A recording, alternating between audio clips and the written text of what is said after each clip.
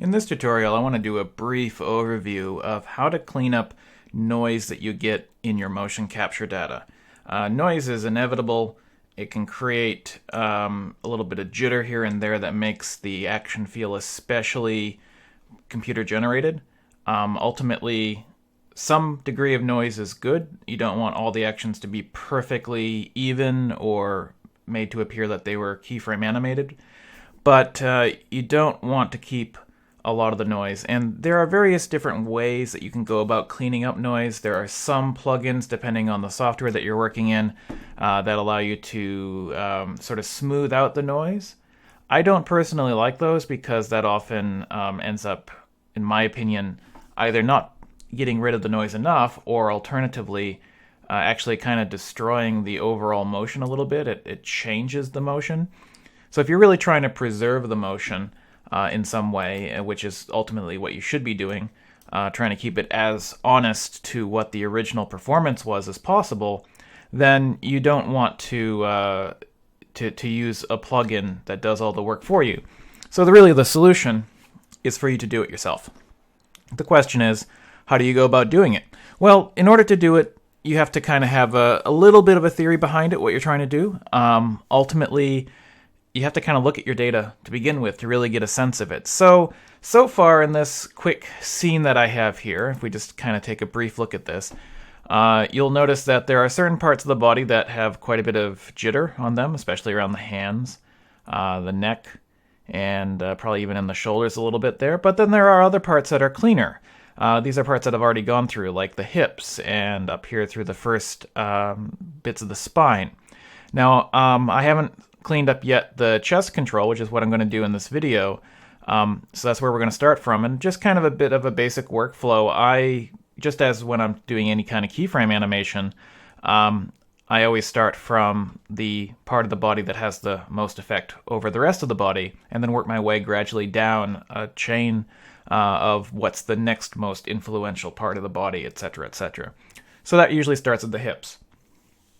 And so for working my way down to the wrist, for instance, I'll start on the hips, work my way up to the chest control, then I'll work my way down the clavicle, the shoulder control, the elbow control, and then finally I get my way to the wrist control. And that is so that any kind of motion or jitter that I am seeing in any given control, I can identify as specific to that control, as opposed to maybe a control that sits higher up the hierarchy, if I hadn't gone through and sort of worked my way down through the hierarchy first. So let's take a look at the jitter. Now, one other little thing I'm going to mention before I start here is that a lot of this jitter is very minor. And it really will depend somewhat on how close your camera is to your character, how much of it you're going to notice. It could be argued that some of the jitter that I clean up here is so minor that it's actually not even visible. And that's possibly true on some of the controls. If you're working in a production environment where you don't have a lot of time, then you have to prioritize what jitter is going to be the most influential. A lot of the jitter that I look at here is not in terms of values of 1 degree, 2 degrees, 3 degrees of rotation, but rather very fractional values, very just decimal values of rotation, and it's very, very minor. But sometimes that can still have an effect. It can still have a visible effect. Not always, but sometimes it can, depending on where it is in the body, depending on which control it is, that sort of stuff. So, all right, so without further ado, let's go ahead and take a look at this. I'll open up my graph editor here. And I have just this one little section highlighted, which this represents my section of the animation that I have here in my timeline. So I'm going to drag a selection around that main area there and hit the F key to frame up so we can have a better look at this. So first off, with the chest control here, we have translation and rotation. With the motion capture, it really has only mapped to rotation. So I don't really need to worry about the translation too much, but it is still technically there as part of the graph. So if we take a look at the translations, you'll see that they should all be at 0. If they're not, which I've noticed occasionally they aren't, depending on the control, then I just reset them down to 0. I just grab all the keys in the graph and just set them down to 0. So let's take a look at the rotates. I do a lot of this work without even actually looking at my animation, which I don't recommend unless you're already familiar with this kind of cleanup process. It's not something that you really get a feel for until you make some changes and see what effect it has on the animation. You really need to confirm it. You can sometimes have the benefit of the doubt that if you notice here, many of the changes that are occurring here, if I look at, this value, which is 2.238, and the next value, which is 2.271, they're very small, fractional values. So a small change here and there is probably not going to be too visible. But if we're looking at values that are changing like whole number increments or even half, like 0.5, then yeah, that's something you definitely want to confirm. You want to make sure, one, that you haven't disrupted the motion in some very obvious way, and two, that you haven't created some kind of alternative motion that varies in some way from what the original intention or acting choice in that particular moment was. Now, for our purposes here, ultimately, as I clean up, I am looking for particular trends and inconsistencies. So in order to be able to really understand trends and inconsistencies, you have to kind of understand how to read the graph editor. Now, my assumption is that most people who are working in motion capture probably do know how to read the graph editor, but I will just do a really quick review on a couple things. First off, every time that we see a motion up or down in the graph editor here, this is referring to a change in value over time. So time is our left-right axis, our horizontal axis, and our value is our up-down vertical axis. So if we have a value here that's increasing over time, and then it suddenly goes down, now the value is decreasing. And what this basically means is that there was rotation going on in one direction for a while. It pretty much stopped, and then the rotation changed into the opposite direction for a while. So every time we go up and then down, basically kind of think about the rotation control, or there's the control itself on the character rotating one direction here. This is corresponding to rotation in X. So if we take a look at this, rotation in X is the sort of looking down at your toes, looking up at the ceiling kind of rotation that you would get at the chest, depending on which direction you rotated your chest in. And so what is important to think about in terms of trends and inconsistencies is, well, the overall trend is that we are rotating up, or we're increasing our values here. And then we're decreasing our values here. We're rotating in one way, and then we're rotating in the opposite way. When we look at a section like this here, we notice that there's a lot of inconsistency, that we're suggesting that we're rotating up and then suddenly down and then back up really quickly and then down and then back up really quickly. And so what this is indicating here is that this is probably noise.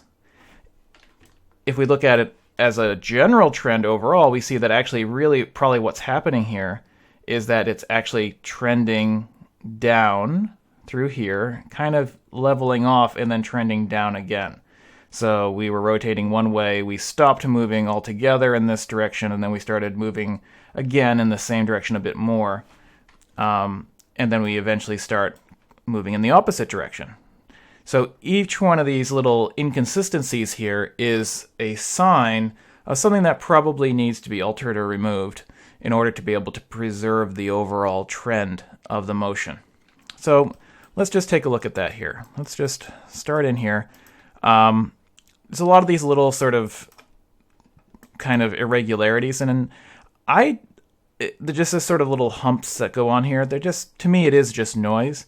And I can move the controls up if I really wanted to. Oftentimes what I'll do is I'm very kind of like brute force. I'm like, well, the overall trend's going to be between here to here. So if I just kind of delete a few keys, it's going to do the work pretty much that I want to accomplish, and it's not going to really hurt anything with values that are this small, so I'm not even really worried about looking at that to confirm. I don't think I'd be able to visually see any difference. There are, of course, if I really extend my graph up here, hold down Alt Shift and right mouse drag up down, then you can see that, yep, of course there are actually a little bit of inconsistencies here, very minor, things that are so small that they don't really make any difference. So I'm just going to continue working my way through here, and this is where I said that there was quite a bit of irregularity going on here.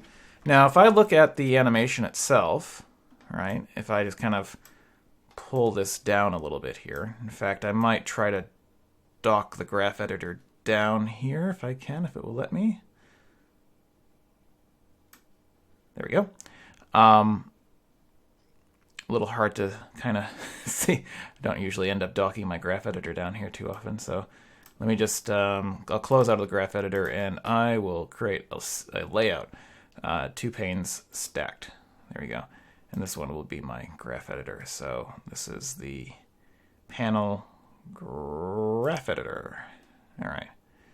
So rotate X, fit it in there. Okay, so this is where we were. If we take a look at the motion that's occurring throughout this section, remember this is rotating back and forth along X.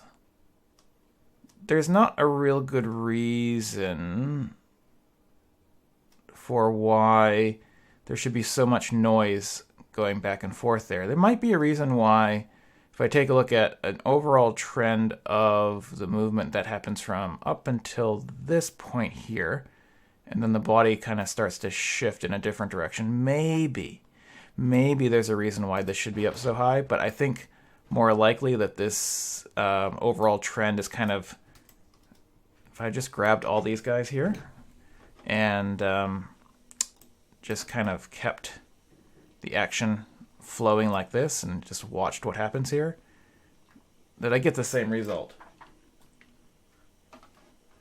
So that's probably a pretty safe way to proceed there.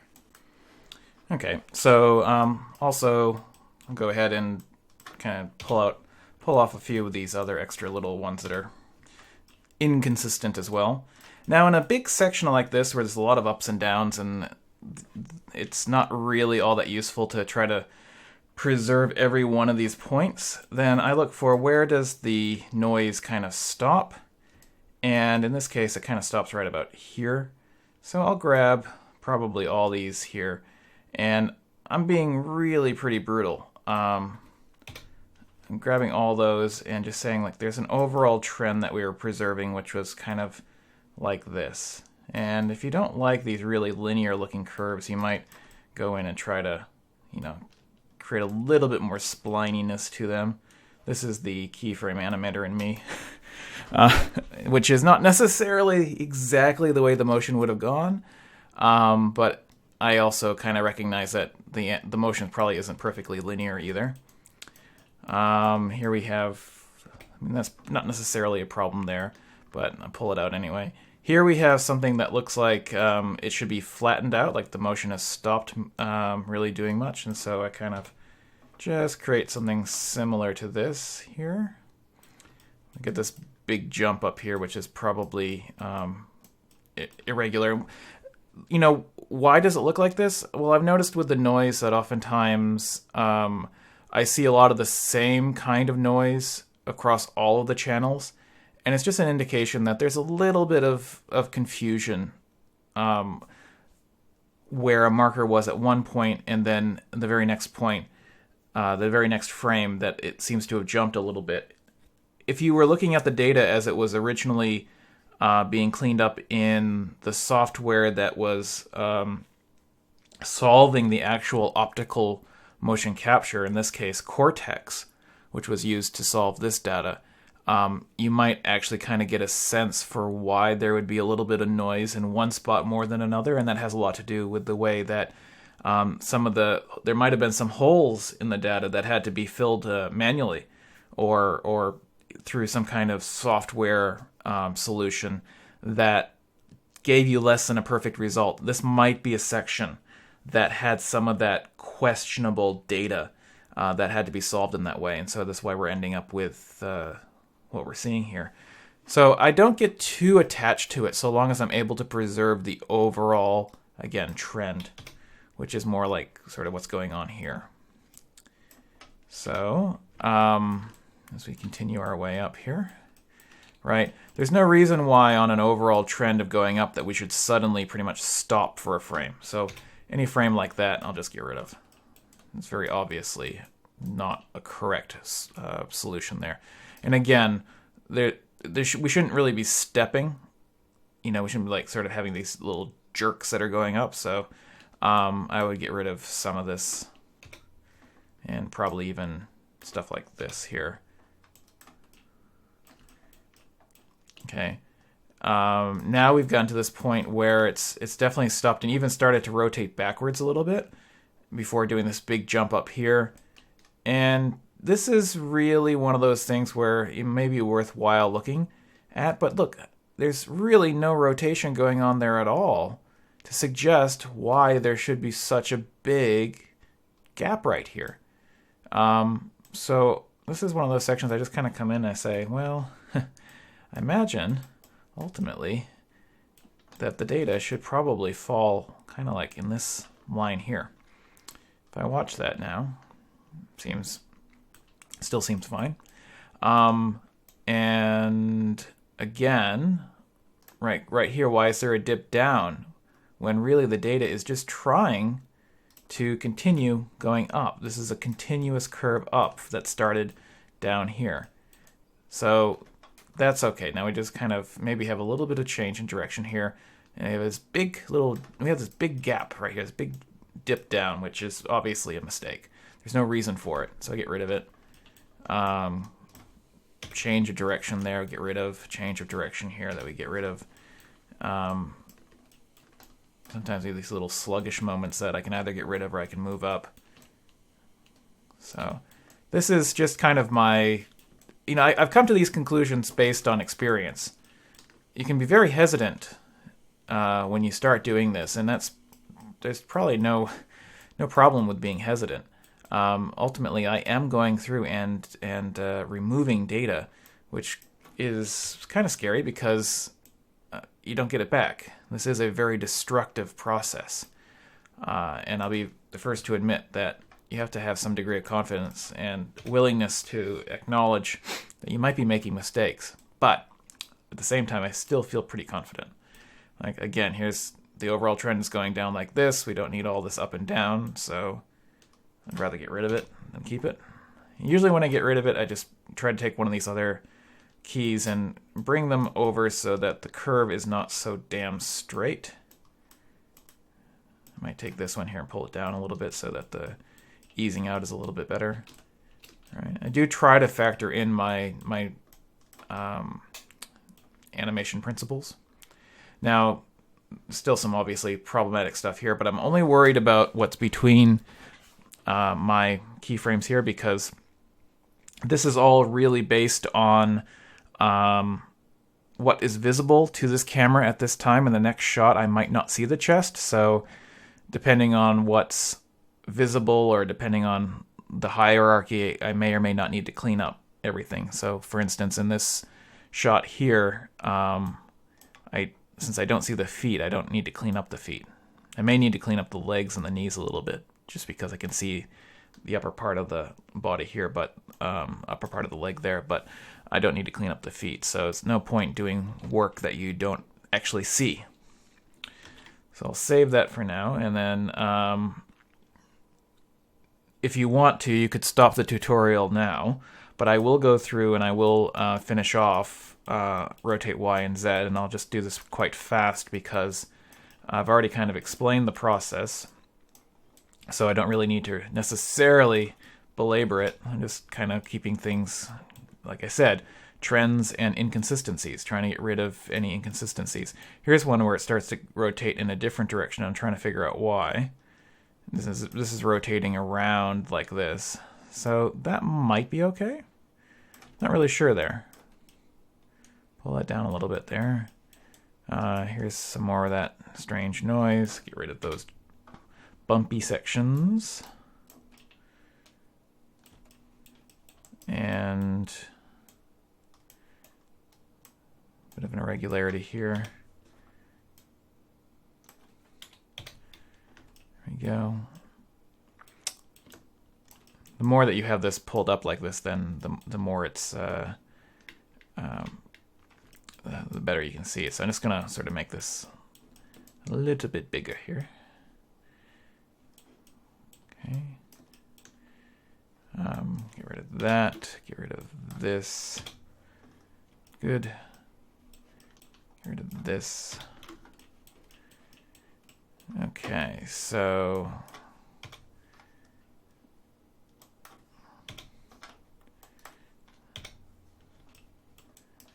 probably don't need to flatten out here necessarily.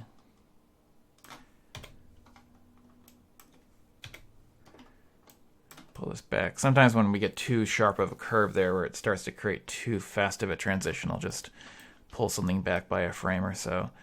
I want to know if there's any real need for this reversal here, reversal of direction over this little section. So we are rotating one direction. Do we need to move backwards? And then, no, I don't think so. So this to me just seems incorrect. So I'll grab somewhere around there where I can create a reasonable transition here. Maybe pull that over there a little bit. Good. Again, some quick changes in direction there we don't need.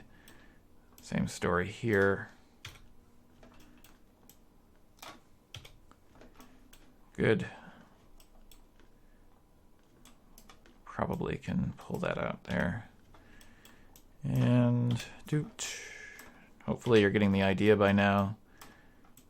It's not really like difficult theory. It's just kind of spotting trends and having some degree of confidence, or maybe just being a very chaotic person. Now this goes up and then quickly changes speed very, very, very, very fast there. So I don't think that, just looking at the animation there, that there's any real need to be this fast in the transition. So I'll pull this over, maybe smooth it off a little bit there. All right, so check this out.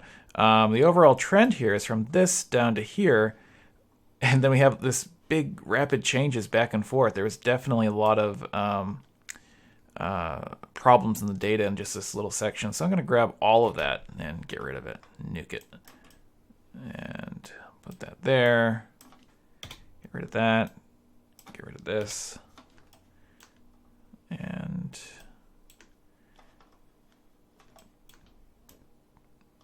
probably get rid of all of that.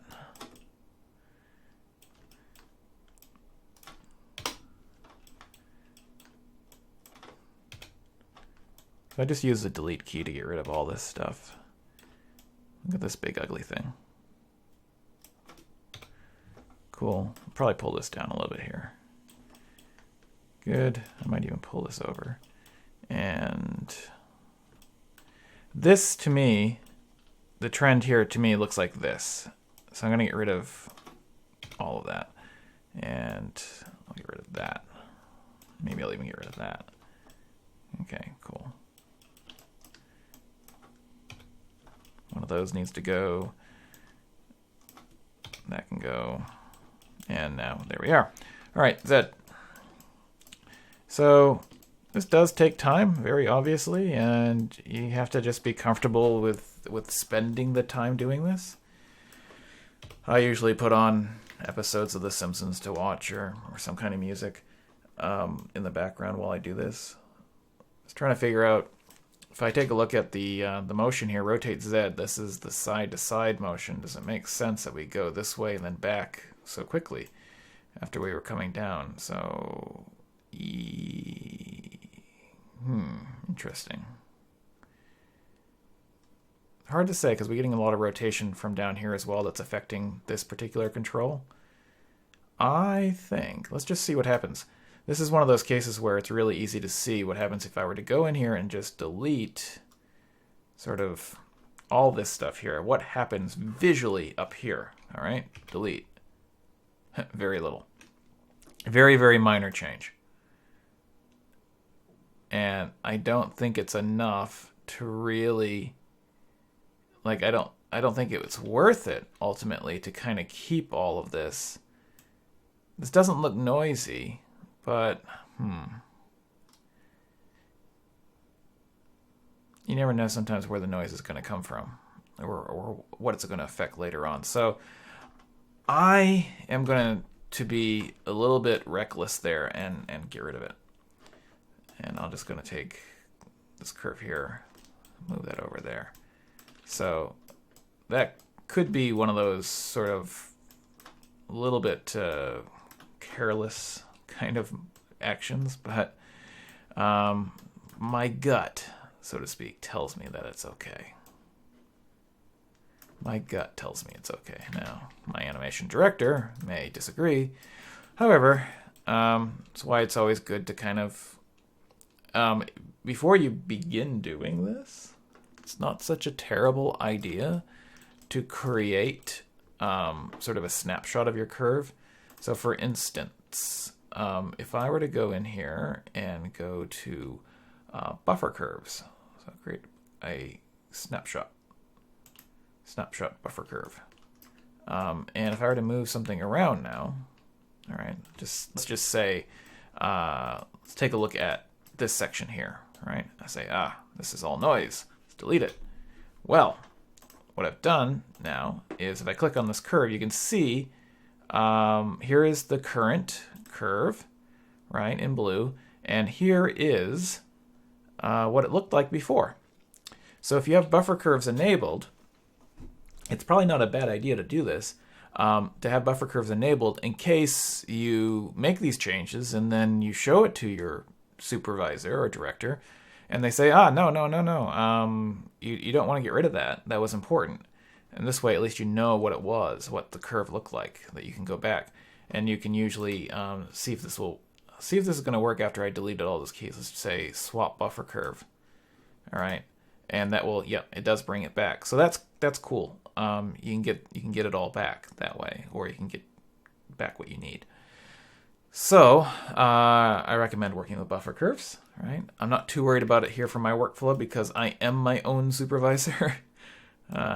Again, maybe it is a bit careless, but all right. So I'm going to turn off buffer curves. So we'll just say, just click it again to turn it off. No, and it doesn't actually want to turn off, so that's kind of annoying. Let's just see here. Well, can I get rid of it? Don't know. I don't know if it will or won't. No. Now it's permanently on. I'm sure there's a way to get rid of this. I don't actually end up using buffer curves too often, which is why I don't, off the top of my head, remember how to get rid of that.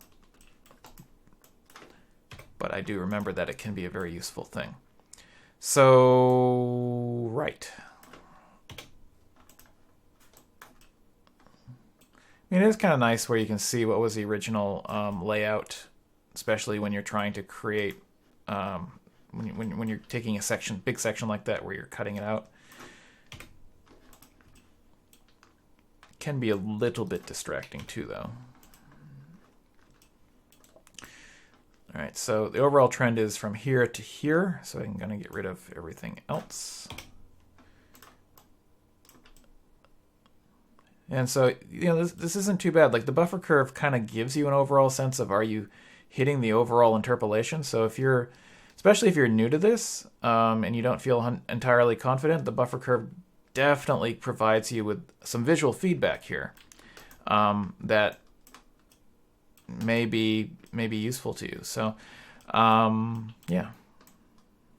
For all those people who stopped watching at the point where I said they didn't have to watch anymore, they missed out on this cool stuff about buffer curves that I didn't intend to talk about. Oh well. If you're watching now, good on you. You get the good stuff now. And you don't have to share it with those other people.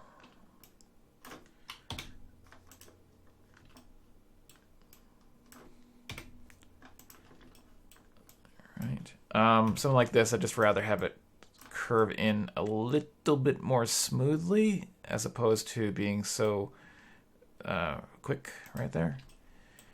All right, so something like that, perhaps.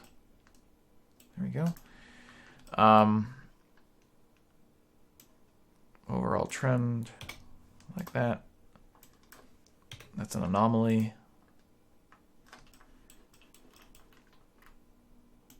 Get rid of that. Get rid of that. Get rid of that. And that.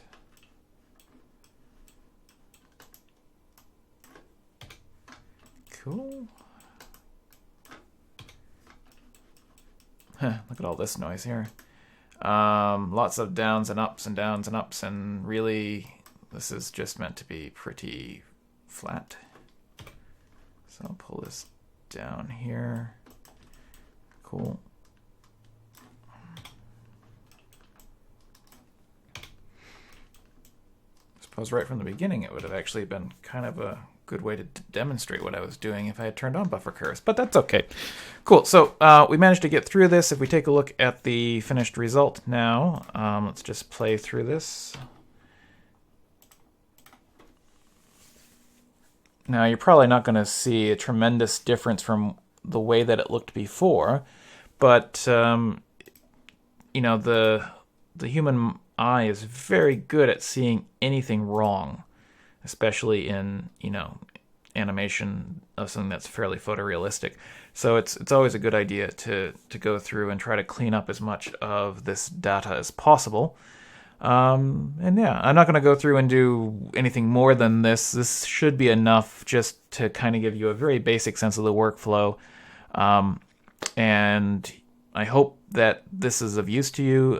Feel free to leave me any comments in the comment section below about if you use a different workflow. I'm always interested to hear what other people do, especially cleaning up noise, because it is a bit of a mystery to some people about what is appropriate, how much cleanup is appropriate, and you know, whether or not you should do it as an automated solution or a hands-on solution or some kind of combination of both. For me, I pretty much just do it as a very hands-on solution. I don't really rely on automation.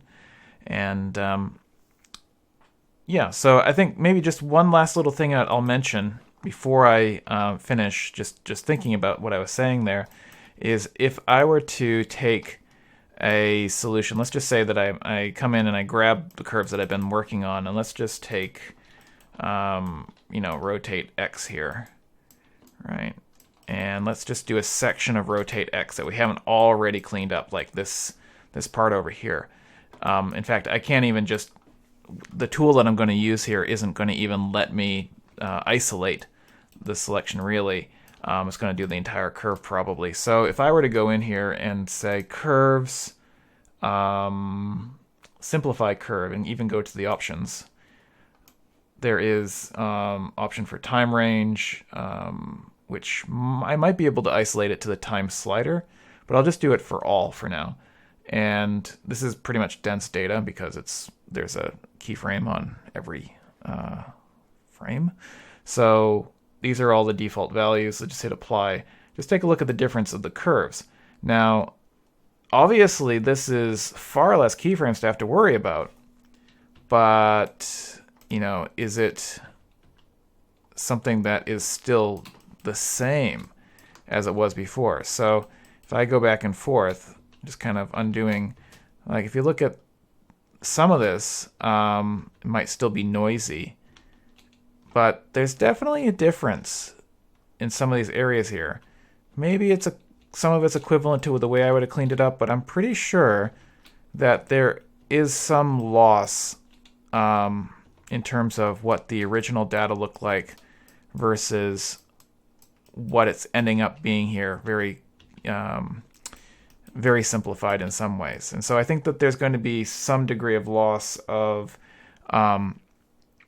that honesty to the original motions.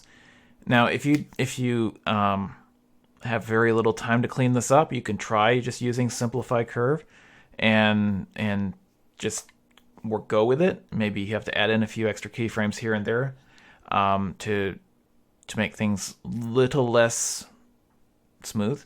But yeah, I typically don't try to use those kinds of solutions. I typically go through the very heavy-handed, long way that I've been showing in this video. So cool. Thank you all for watching, and good luck.